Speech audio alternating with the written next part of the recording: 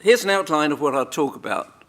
A little bit on processes, then continue with the treetop survey, actually showing you the subsequent evolution of the exploration program, which is one of the reasons that that Geoscience BC project that Wayne's taken has gone forward. A little bit on another regional survey done under the auspices of the Geological Survey of Canada in the 1990s, and some follow-up there. And then just to show that, well, you don't just need treetops or dense forest. I'll mention 3 large surveys that have been done recently in Australia. And as a last phase, I'll talk about a Geoscience BC project that I undertook with Steve Cook and Gwendy Hall in that first round of studies in 2005, looking at halogens in various different media. This one can be really quick. I could spend the next half an hour or more on it, but on your left there are the, sorry, just go back. There's a slide there which is indicating the processes showing how metals can get from deeply buried mineralization up to the surface into the various surface media. Dave Heberlein's going to be talking about that in the next talk, so I won't say any more about that. I will just mention that the geochemical world tends to think now that a lot of these processes are aided getting metals to the surface by microbes. Look at the scale there. The scale bar is 500 nanometers, and these are little globules of gold in and on bacteria.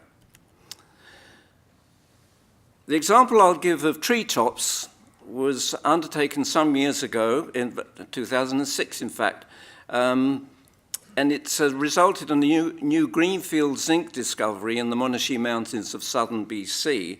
So just to the left of that red square is the Okanagan Valley. There's Vernon would be some 30 or so kilometers to the left of the red square. And you'll see mentioned in there that with that triangle, the TL property, and just adjacent to it is Kingfisher. Now, Ruddock Creek is to the north of that, and there are a number of other mineral deposits in that general region. With that environment, and the photograph is the backdrop of the area there, exploration is challenging. It's an extensive region of dense forest, rugged terrain, snow-covered a good part of the year. Well, the higher bits are. And you've got glacial deposits that cover metamorphosed calcareous rocks, quartzites, biotite and graphitic schists that are known to host zinc-lead deposits such as Kingfisher and Ruddock Creek. So the primary objective of this survey was to seek element suites characteristic of zinc-lead mineralization that could provide focus for more detailed exploration activities. 2006, the sample spacing was 1 tree per 1 square kilometre, and it took us 4 days to get 562 samples of top twigs of Douglas fir. The area was 700,000 square kilometres. There were no trees over the upper elevations. These were all analysed initially for 53 elements.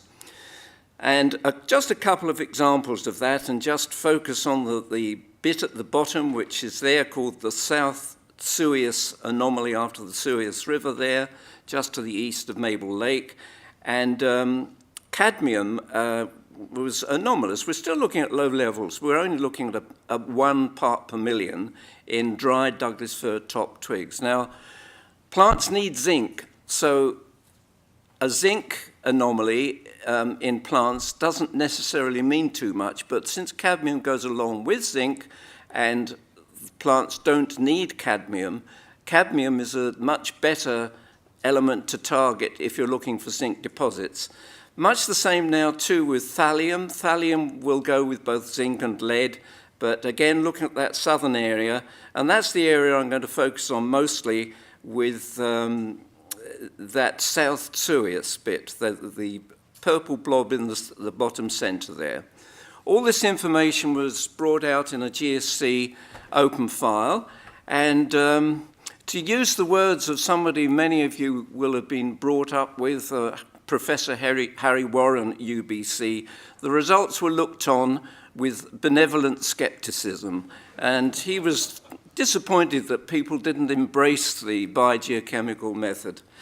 Anyway, as a result, nothing happened there, and we were able to do some follow-up work, and we just took the archived needles, reduced them to ash, and see, well, can we reproduce these anomalies? There's the cadmium, which says, yes, you can.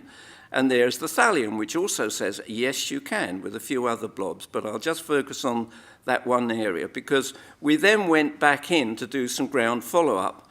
The survey was Douglas fir trees, tops, but when we got down into the ground, the Douglas fir were quite sparse, so we concentrated on the bark of western hemlock and outlined an area of some 500 by 500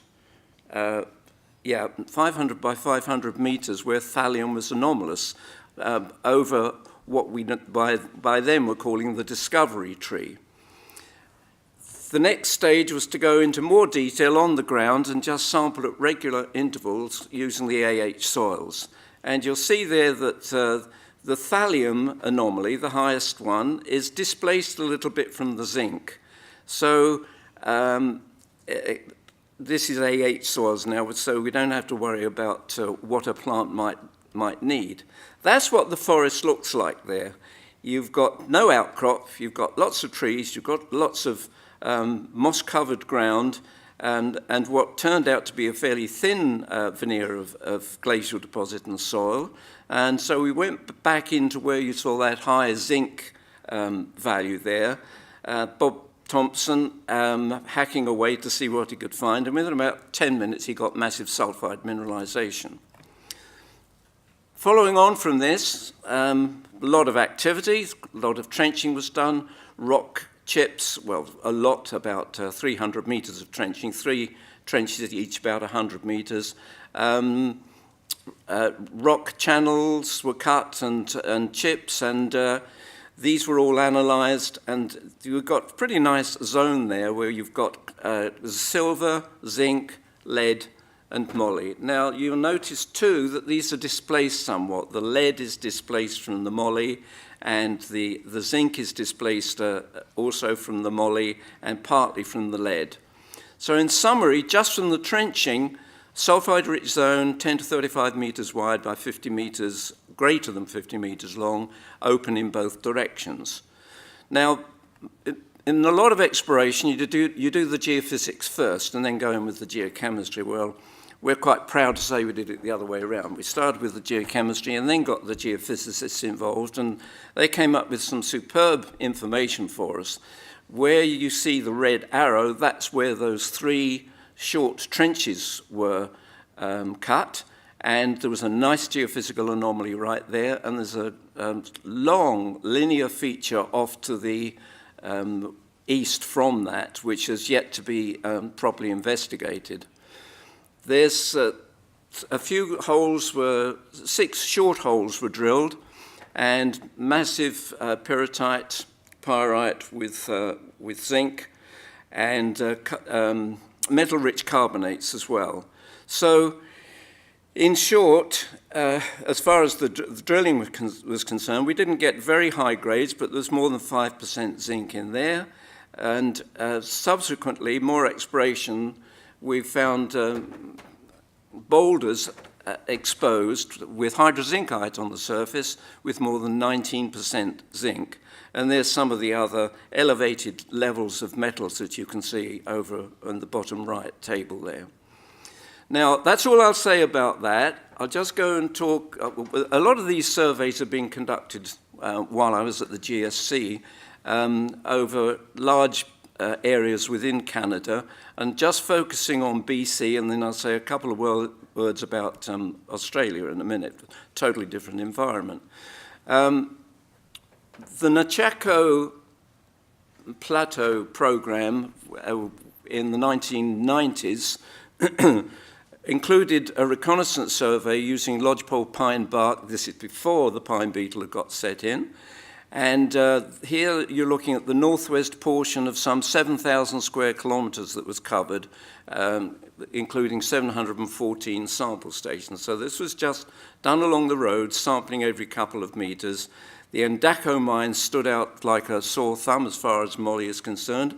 No doubt that Krieg image is exaggerated because there's no sample control in the middle there, but over to the left there, you're still getting values in the 4 to 500 ppm range. So it's a very large anomaly. Probably some of it is dust contamination, no doubt about that, really. But as part of the analytical package, there was also copper, and the highest values for copper throughout the whole of that Nechako Plateau were right up in the northwestern corner, and Jerry Carlson and John Chapman took the initiative to stake that bit of ground and go and have a look at it. Well, they tried to reproduce what we'd achieved from the reconnaissance survey and got even higher values in the pine bark than we'd been able to get back a decade earlier or so. And they've continued to investigate, and they've got all sorts of rock analyses now. And in summary there, from this Boa property, 4 high-priority targets were defined, mainly by the pine bark biogeochemical results. And in the rocks, they've got up to 35 ppm silver, 0.5, 7 ppm gold, 1200 moly, strong silver, gold, copper, zinc, iron, and arsenic signature with minor anomalous cadmium, moly, and lead. And that's in their 2014 assessment report.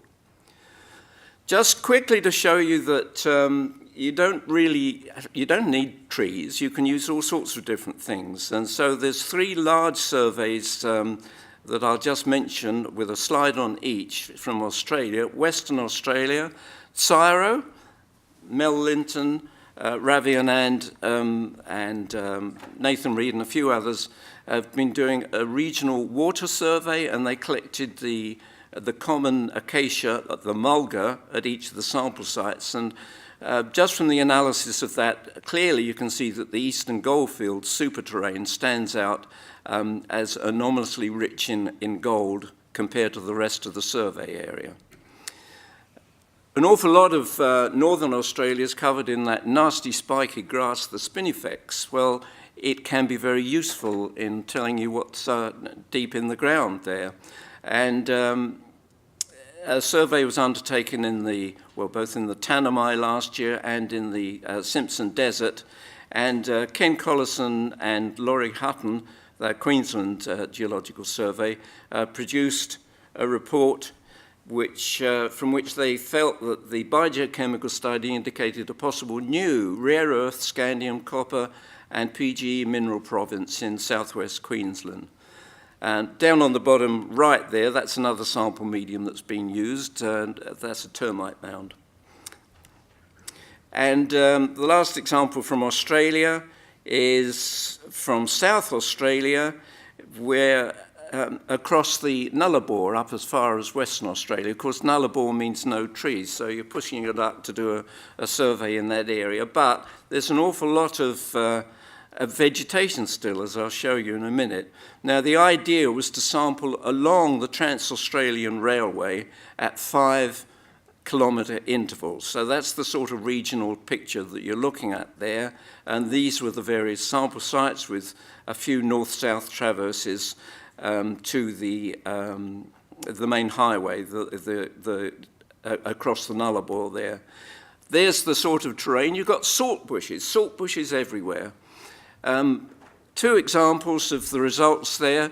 Unusually high rhenium results in the eastern part of that survey area, the Yilgarn region. You'd normally expect less than 1 ppb, and we got up to 377. So there's something of curiosity, which I don't know if anything has been done about it yet, but it's worthy of some investigation, I think. And then for cadmium, the cadmium over the Nullarbor plain is higher than over the Yilgarn region. So you've got another tool for mapping this difficult terrain of buried, deeply buried. A Geoscience BC project, this is the one I started off by talking about, said I would be talking about, looking at halogens in surface exploration geochemistry and evaluating and developing methods for detecting buried mineralization. And as Rob Stevens said, looking at the top right there, there's an area with no significant known mineralization, and there should be deposits under there. And so we looked at 3 survey areas, and I'll just show you a profile across each one of those. Of course, you've got a lot of quaternary and basaltic cover. Why look at halogens? They're associated with many types of mineral deposit. Just think of saline fluid inclusions. You've got the halogens in there, notably copper porphyries. Fluorine's associated with late-stage hydrothermal systems. It's also associated, as is chlorine, with the Broken Hill type of SEDEX deposit. It's absorbed by plants. Just think of seaweeds and other halophyte plants. And it gets adsorbed onto soil particles, and they're mobile elements. The first treetop survey I ever did was in 1988 over the QR. This is before it was developed at all. It was just a trench at that time, nothing more. And the samples that we collected were archived, and so when this project came up, we were able to dig the archived material out of the GSC's storage that Wayne mentioned to you, and we ran them for different halogens, and on the left there you see the iodine profile over the zone of mineralization by 2 different techniques, neutron activation and enzyme leach. And at Mount Polly, over the mineralization in the western part of their property there, again, there was an iodine signature over cedar foliage, in cedar foliage. At the 3 Ts, there are various different enhanced levels of fluorine and bromine over zones of known mineralization. And finally, just going back to the survey I mentioned in the beginning, the regional survey, we dug some of the ashed fir needles out of archives and ran a selection of them from the areas of interest that you see circled there, and another area to the left, which appeared to have elevated gold, and we ran them for fluorine. No fluorine of note over the area with the elevated gold, but the highest value of any sample was right over Kingfisher, and the next highest was right down in the south there by what we're calling the TL mineralization. So the halogens seem to be something worth focusing on. We sorted out from that survey the best methods to analyze for them, and that's thanks largely to Gwendy Hall, who was part of the project. So we got that sorted out, and now some more regional testing could be undertaken as another mapping tool to look for buried mineralization. And just to round off with treetop sampling, maybe that is the future. We're going to develop a nice drone with a pair of snips on the bottom or something similar. Thank you very much.